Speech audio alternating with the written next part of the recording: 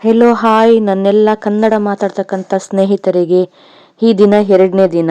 ಮೊದಲನೇ ದಿನದ ವಿಡಿಯೋನ ನೀವೆಲ್ಲ ನೋಡಿದ್ದೀರಾ ಅಂತ ಅಂದ್ಕೊಂಡಿದ್ದೀನಿ. ನೋಡಿಲ್ಲ ಅಂದರೆ ತಪ್ಪದೆ ಹೋಗಿ ನೋಡಿ. ಯಾಕಂದರೆ ಆ ವಿಡಿಯೋನ ನೋಡಿದ ಮೇಲೇ ನಿಮಗೆ ಈ ವಿಡಿಯೋ ಅರ್ಥ ಆಗೋದು. ನೀವು ನಿಜವಾಗ್ಲೂ ತೆಲುಗು ಕಲಿಬೇಕು ಅಂತ ಇತ್ತ ಅಂದರೆ ಆ ವಿಡಿಯೋನ ನೋಡಿ ನಂತರದಲ್ಲಿ ಈ ವಿಡಿಯೋನ ವಾಚ್ ಮಾಡಿ. ನಿಮಗೆ ನಿಜವಾಗ್ಲೂ 50% ತೆಲುಗು ಬಂದೇ ಬರುತ್ತೆ. ಸೊ ಟೈಮ್ ವೇಸ್ಟ್ ಮಾಡ್ದೇ ಈ ವಿಡಿಯೋನ ಸ್ಟಾರ್ಟ್ ಮಾಡೋಣವಾ? ಆ ಟ್ರಿಕ್ ಯಾವುದಪ್ಪ ಅಂತ ನೀವೆಲ್ಲ ಯೋಚನೆ ಮಾಡ್ತಾ ಇದ್ರೆ ನಾನೀಗ ರಿವೀಲ್ ಮಾಡ್ತೀನಿ ಆ ಟ್ರಿಕ್ನ. ನೀವೆಲ್ಲ ನೋಡ್ತಾ ಇರ್ಬೋದು. Trick number 1. ಕನ್ನಡ ನಮ್ಮ ಮಾತೃಭಾಷೆ ಆಗಿರೋದ್ರಿಂದ ನಮಗೆ ವಿಭಕ್ತಿಗಳು ಅಷ್ಟೊಂದು ಇಂಪಾರ್ಟೆಂಟ್ ಆಗಿರಲಿಲ್ಲ. ಯಾಕಂದರೆ ನಾವು ಹುಡ್ತಾನೆ ಎಲ್ಲದನ್ನು ಕಲ್ತ್ಕೊತಾನೆ ಬಂದ್ವಿ, ಕೇಳ್ತಾನೆ ಇದ್ವಿ. ಬಟ್ ತೆಲುಗು ಕಲಿಯುವಾಗ ವಿಭಕ್ತಿಗಳು ತುಂಬಾ ಇಂಪಾರ್ಟೆಂಟು. ನಾವು ಅದನ್ನು ಬಳಕೆ ಮಾಡೋದು ಹೇಗೆ ಅಂತ ಕಲ್ತ್ಕೊಂಡ್ರೆ ನಮಗೆ ಅರ್ಧ ಭಾಗ ತೆಲುಗು ಬಂದಂಗೆ ಲೆಕ್ಕ. ಸೊ ಅದನ್ನು ಹೇಗೆ ಕಲಿಯೋದು, ಯಾವ ಥರ ಯೂಸ್ ಮಾಡೋದು, ಎಲ್ಲ ಉದಾಹರಣೆಗಳೊಂದಿಗೆ ನಾನು ಇವತ್ತು ನಿಮಗೆ ಹೇಳ್ಕೊಡ್ತೀನಿ. ನೀವು ಕಲಿಯೋದಕ್ಕೆ ರೆಡಿ ಇದ್ದೀರಾ ಅಲ್ವಾ? ಕನ್ನಡದಲ್ಲಿ ಅನ್ನು ವನ್ನು ಇದಕ್ಕೆ ತೆಲುಗುವಲ್ಲಿ ನು ಅಥವಾ ನೀ ಯೂಸ್ ಮಾಡ್ತಾರೆ. ಇಲ್ಲಿ ನೋಡಿ, ಹಣ್ಣನ್ನು ಪಂಡುನು, ಪಂಡುನು ತೀಸುಕೊನಿರಾ, ಹಣ್ಣನ್ನು ತೆಗೆದುಕೊಂಡು ಬಾ. ಇವಾಗ ಗಳನ್ನು ತೆಲುಗುವಲ್ಲಿ ಲನು ಎಂದು ಕರೀತಾರೆ. ಪುಸ್ತಕಗಳನ್ನು ಪುಸ್ತಕలను, పుస్తకాలను టేబుల్ ಮೇಲೆ ಇಡು, పుస్తకాలను టేబుల్ మీద పెట్టు ಅಥವಾ పుస్తకాలను టేబుల్ పైన పెట్టు.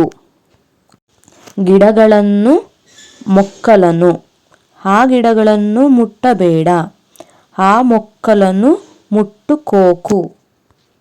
ನೆಕ್ಸ್ಟು ಹಿಂದ ನಿಂದ ರಿಂದ, ತೋ ನುಂಚಿ ಅಥವಾ ವಲ್ಲ ಈ ಮೂರನ್ನು ಯೂಸ್ ಮಾಡ್ತಾರೆ ಸಂದರ್ಭಕ್ಕೆ ತಕ್ಕ ಹಾಗೆ. ಪೆನ್ನಿನಿಂದ ಪೆನ್ನುತೋ, ಕೈಗಳಿಂದ చేతులతో, ಗಾಳಿಯಿಂದ ಗಾಳಿತೋ. ಸಂದರ್ಭಕ್ಕೆ ತಕ್ಕ ಹಾಗೆ ಬಳಸಬೇಕು ಅಂತ ನಾ ಹೇಳಿದೆ. ಈಗ ತೋ ಅನ್ನು ಯಾವುದನ್ನಾದರೂ ಬಳಸಿ ಕೆಲಸ ಮಾಡುವಾಗ ತೋ ಬಳಸಬೇಕು. ಈಗ ನೋಡಿ ಎಕ್ಸಾಂಪಲ್ಲು, ಪೆನ್ನಿನಿಂದ ಬರೆ, ಪೆನ್ನುತೋ ರಾಯಿ.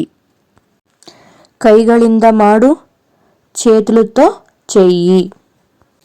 ಎರಡನೇ ಉದಾಹರಣೆ, ಒಂದು ಸ್ಥಳದಿಂದ ಅಥವಾ ಸಮಯದಿಂದ ಇದಕ್ಕೆ ನುಂಚಿ ಅಂತಾರೆ. ಈಗ ಎಕ್ಸಾಂಪಲ್ ನೋಡೋಣ. ಬೆಂಗಳೂರಿನಿಂದ ಬಂದೆ, ಬೆಂಗಳೂರು నుంచి వచ్చాను. ಎರಡನೇ ಉದಾಹರಣೆ ನೋಡೋಣ. ಬೆಳಗ್ಗೆಯಿಂದ ಕಾಯುತ್ತಿದ್ದೇನೆ, ఉదయం నుంచి వేచి చూస్తున్నాను. ಒಬ್ಬರ ಕಾರಣಕ್ಕಾಗಿ ಅಥವಾ ಕಾರಣದಿಂದ ಅನ್ನುವ ಸಂದರ್ಭದಲ್ಲಿ ವಲ್ಲ ಬಳಸಬೇಕು. ಉದಾಹರಣೆಗಳನ್ನು ನೋಡೋಣ. ಮಳೆಯಿಂದ ಕೆರೆ ತುಂಬಿದೆ, వర్షం వల్ల చెరువు నిండింది. ಎರಡನೇ ಉದಾಹರಣೆ ನೋಡೋಣ. ನಿನ್ನಿಂದ ಈ ಕೆಲಸವಾಯಿತು, నీ వల్ల ఈ పని జరిగింది. ಸಾಧನ ಬಳಸುವಾಗ ತೋ ಬಳಸಿ, ಸ್ಥಳ ಅಥವಾ ಸಮಯವನ್ನು ಸೂಚಿಸುವಾಗ ನುಂಚಿ ಬಳಸಿ, ಕಾರಣ ಹೇಳುವಾಗ ವಲ್ಲ. ಇವನ್ನು ಬಳಕೆ ಮಾಡೋದನ್ನು ಉದಾಹರಣೆಗಳೊಂದಿಗೆ ನೀವು ತಿಳಿದುಕೊಂಡಿದ್ದೀರಾ ಅಲ್ವಾ? ನೆಕ್ಸ್ಟು ಅಲ್ಲಿ ನಲ್ಲಿ ಗಳಲ್ಲಿ ತೆಲುಗುವಲ್ಲಿ ಲೋ ಅಥವಾ ಲಾಲೋ. ಈಗ ಒಂದು ಸಂದರ್ಭ, ವಸ್ತುವಿನ ಅಥವಾ ಸ್ಥಳದ ಒಳಗಡೆ, ಆವಾಗ ಹೇಗೆ ಬಳಸಬೇಕು ಅಂತ. ಮನೆಯಲ್ಲಿ ಇಂಟಿಲೋ, ಬಸ್ಸಿನಲ್ಲಿ ಬಸ್ಸುಲೋ, ಊರಿನಲ್ಲಿ ಊರಿಲೋ, ಕೈಯಲ್ಲಿ చేతలో. ಕೈಯಲ್ಲಿ ಏನಿದೆ, చేతులు ఏముంది. ಚೀಲದಲ್ಲಿ ಏನಿದೆ, ಸಂಚಿలో ಏముంది. ಬಹುವಚನದಲ್ಲಿ ಗಳಲ್ಲಿಗೆ ಲಾಲೋ ಅಂತ ಬಳಸ್ತಾರೆ. ಉದಾಹರಣೆಗಳನ್ನು ನೋಡೋಣ. ಪುಸ್ತಕಗಳಲ್ಲಿ ಪುಸ್ತಕలలో, ಮರಗಳಲ್ಲಿ చెట్టలో, ಮಕ್ಕಳಲ್ಲಿ పిల్లలో. ಈಗ ಡು ಮೂ ಹೂ ಲು ಬಳಕೆ ನೋಡೋಣ. ಮೂ ಬಳಕೆ. పుస్తకವು పుస్తకము, మరవు వృక్షము, దేశವು దేశము. ಹೂ ಬದಲಿಗೆ ಡು ಬಳಕೆಯನ್ನು ಮಾಡುತ್ತಾರೆ. ಉದಾಹರಣೆಗಳನ್ನು ನೋಡೋಣ. ರಾಮನು ರಾಮುಡು, ಸೂರ್ಯನು ಸೂರ್ಯಡು, ದೇವರು దేవుడు. ಇವಾಗ ಗಳು ತೆಲುಗುವಲ್ಲಿ ಲು, ಗಿಡಗಳು ಮೊಕ್ಕಲು, ಪುಸ್ತಕಗಳು ಪುಸ್ತಕಲಾಲು. ಇವಾಗ ಗೆ ತೆಲುಗುವಲ್ಲಿ ಕು ಅಥವಾ ಕಿ. ನನಗೆ ನಾಕು, ನಿನಗೆ ನೀಕು, ತಾಯಿಗೆ ಅಮ್ಮಕು, ಊರಿಗೆ ಊರಿಕಿ. ಗೆ ಅಥವಾ ಕೆ ಗೆ ಕು ಅಥವಾ ಕಿ. ಗಳಿಗೆ ಲಕು.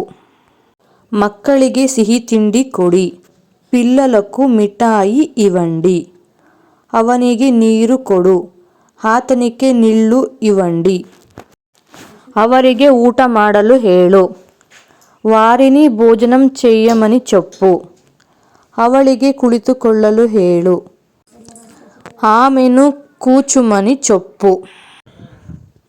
ನೆಕ್ಸ್ಟ್ ಗೋಸ್ಕರ ಅಥವಾ ಗಾಗಿ ತೆಲುಗುವಲ್ಲಿ కోసం. ನನಗೋಸ್ಕರ నా కోసం, ನಿನಗೋಸ್ಕರ నీ కోసం, ಅವನಿಗೋಸ್ಕರ ಆತನಿ కోసం, ಮಕ್ಕಳಿಗೋಸ್ಕರ పిల్లల కోసం. ಈಗ ಉದಾಹರಣೆ ನೋಡೋಣ. ನಾನು ನಿನಗೋಸ್ಕರ ಕಾಯುತ್ತಿದ್ದೇನೆ, నేను నీ కోసం వేచి చూస్తున్నాను. ಅವನು ಕೆಲಸಕ್ಕೋಸ್ಕರ ಬೆಂಗಳೂರಿಗೆ ಹೋದನು, ಆತನು పని కోసం ಬೆಂಗಳೂರು వెళ్ళాడు. ನಿಮಗೋಸ್ಕರ ಒಂದು ಉಡುಗೊರೆ ತಂದಿದ್ದೇನೆ, మీకోసం ఒక గిఫ్ట్ తెచ్చాను. ಹಣಕ್ಕೋಸ್ಕರ డబ్బు కోసం, ಊಟಕ್ಕೋಸ್ಕರ అన్నం కోసం, ನಿಮಗೋಸ್ಕರ మీకోసం. ಗಿಂತ ತೆಲುಗುವಲ್ಲಿ ಕಂಟೆ ಅಥವಾ ಕನ್ನ. ನನಗಿಂತ ನಾ ಕಂಟೆ, ನಿನಗಿಂತ ನೀ ಕಂಟೆ, ಅವನಿಗಿಂತ ಆತನಿ ಕಂಟೆ, ಅವರಿಗಿಂತ ವಾರಿ ಕಂಟೆ. ಈಗ ಉದಾಹರಣೆಗಳನ್ನ ನೋಡೋಣ. రామను లక్ష్మణనిಗಿಂತ దొడ్డవను, రాముడు లక్ష్మణుని కంటే పెద్దవాడు, ಇದು ಅದಕ್ಕಿಂತ ಒಳ್ಳೆಯದು, ఇది దానికంటే మంచిది, ನನಗಿಂತ ಮೊದಲು ಹೋಗು, నాకన్నా ముందు వెళ్ళు, ಹಳೆಯದಕ್ಕಿಂತ ಪಾತದಾನಿకంటే, ಎಲ್ಲರಿಗಿಂತ అందరికంటే. ಇವಾಗ ಹಾಗೆ ಅಥವಾ ಥರ ತೆಲುಗುವಲ್ಲಿ లాగా. ಅವನ ಹಾಗೆ ಆತನಿಲಾಗ, ನನ್ನ ಹಾಗೆ ನಾಲಾಗ, ಅಮ್ಮನ ಹಾಗೆ ಅಮ್ಮಲಾಗ, ಅದರ ಹಾಗೆ దానిలాಗ. ಅವನು ನನ್ನ ಹಾಗೆ ಮಾತನಾಡುತ್ತಾನೆ, ಆತడు నాలాగా మాట్లాడుతాడు. ಈ ಹಣ್ಣು ಜೇನುತುಪ್ಪದ ಹಾಗೆ ಸಿಹಿಯಾಗಿದೆ, ಈ పండు తేనెలాగా తీయగా ఉంది.